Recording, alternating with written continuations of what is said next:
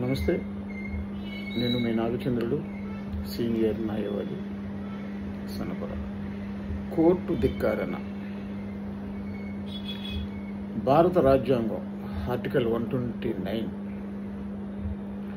మరియు contempt of the court act 1971. ఈ act ప్రకారం ఎవరైనా న్యాయస్థానానికి అవమానం కలిగించేలా న్యాయపరమైన ప్రక్రియలను అడ్డుకునేలా లేదా న్యాయస్థానాల పట్ల ప్రజల విశ్వాసాన్ని తగ్గించేలా మాట్లాడితే అది కంటెంప్ట్ ఆఫ్ ది కోర్టుగా పరిగణింపబడుతుంది. కంటెంప్ట్ ఆఫ్ ది కోర్ట్ రెండు రకాలుగా ఉంటాయి. ఒకటి civil contempt of the court ఉత్తర్వులు, తీర్పులు